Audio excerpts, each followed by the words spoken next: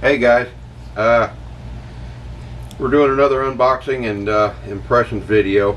We're really excited to get this. We've heard a lot of great things about it. It comes from Premier One, and it says premier1supplies.com, 800-282-6631. If you're looking for the website, and of course, anytime you get it, you got a box in a box.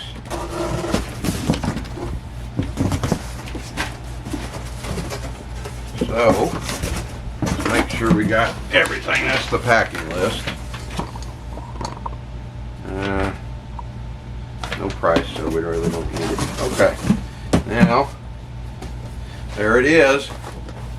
It is the Verado incubator, the Lumia 16.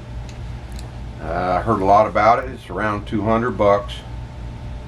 The thing that's really nice is it will do 16 chicken, duck eggs, stuff like that, or it will do, what is it, 16, or is it right, 16, yeah, so times 4, something like that, 80 quail eggs. It's really neat, their design. This is made in Italy, and I've heard a lot of good things online from Terry at Coturnix Corner. Also, one of my personal friends has one and does a lot of hatching with it. And let's see, this is your declaration of calibration and inspection testing. This is your destruction manual. Alright, let's dig into this thing. Hopefully it will come out of here. Now we can move this box out of the way. And we will take the bubble wrap. Hopefully we'll take the bubble wrap off. There it is. I've got to find out where the cut is. There we go. For the bubble wrap. Wow, looky there, looky there. Alright. First impression, it's pretty sturdy. They're supposed to be fairly accurate. There is your plug, and this is probably your little transformer. Wow. Look how nice and fancy that thing is. This is a forced air system. It's supposed to have a real good electronics in it. You've got your resistive heat things on the top there, and you've got little air flow things on the sides. Wow, this is really sharp. It says right there, Incubator Lumia 16. I guess that's in Italian. Alright, here is your bottom tray, and these are your little rotators. It's supposed to be better for quail to actually rotate the eggs side to side versus some of the other models. Like we also have the Harris Farms Nurture Right 360. Okay, this thing is supposed to just, yep, supposed to lift out of here. And that tray just goes in there like that. Wow, that is really neat. It's really simplistic.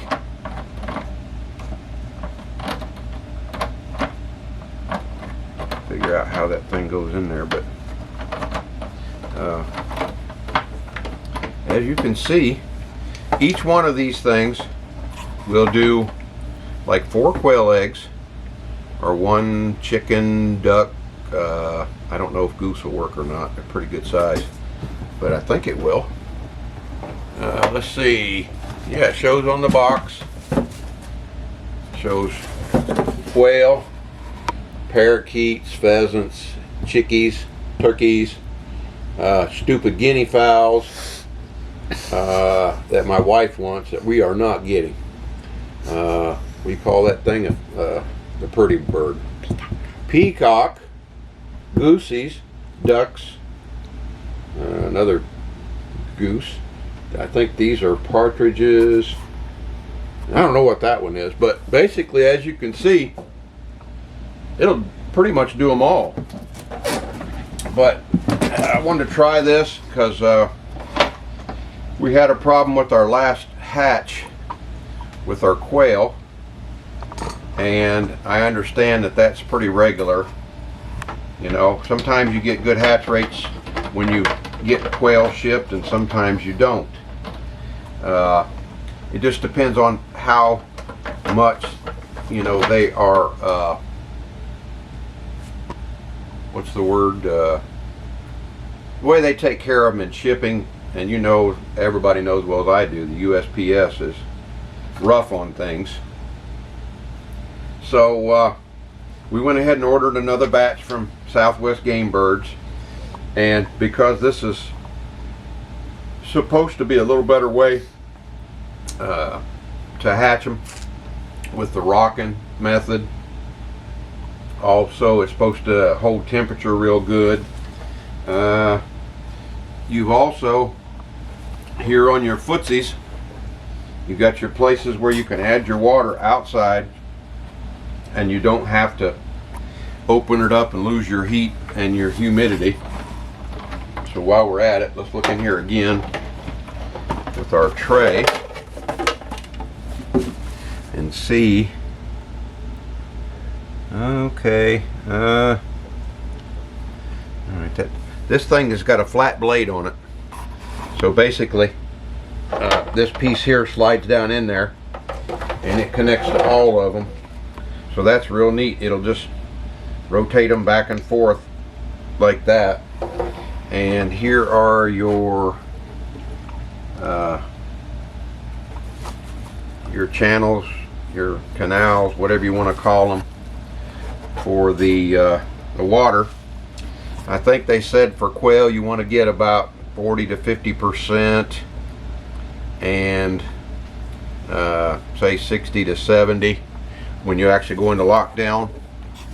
Quail usually incubate for like 18 days.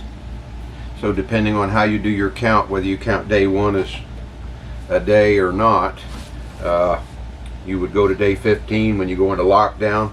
Then you take them out of the rotators and put your little tray in the bottom. And of course we'll probably take and actually make a thing for the drawer liners. They're kind of rubberized, because this plastic is not real good for your quail to get their footing on, and then you have to worry about them having splay leg, and if they have that for too long, it's really hard for them to fix that if it's like a day or whatever. So we're going to go ahead and use this bottom tray as a template, and we will make a tray liner or drawer liner or cabinet liner. You can get them at Wally World and Walmart for all you folks that don't know. And because it's rubberized, it'll give them better footing. But I don't know, I guess we'll look in here real quick. We got a few minutes, I guess. This thing was so well packed. I got to give the Italians credit for a good packing job. So you know, it arrived in good shape.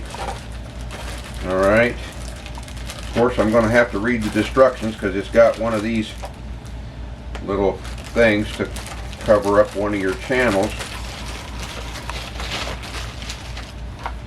And let's see. Actually, it's got two of these little things to cover up your channels, because here in South Georgia we have pretty high humidity. So what I'm thinking about doing is once I fire it up, our quail are supposed to be shipped here next week sometime.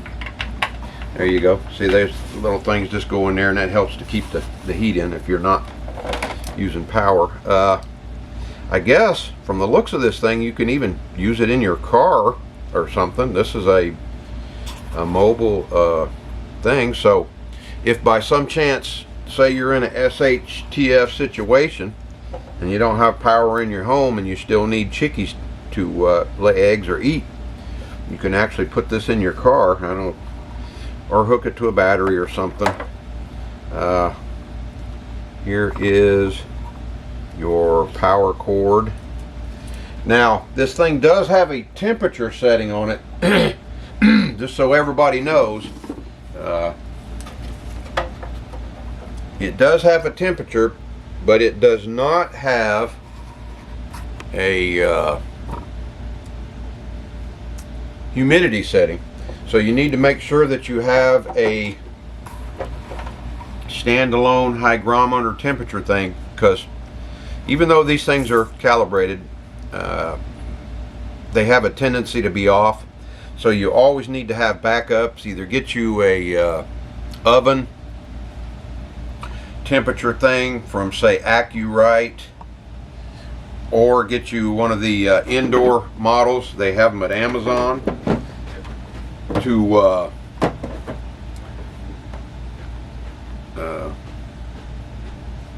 put inside, because you're going to get this thing going like a day or two in advance, so you can get everything, the temperatures, to stabilize to make sure they're okay. And then you just set your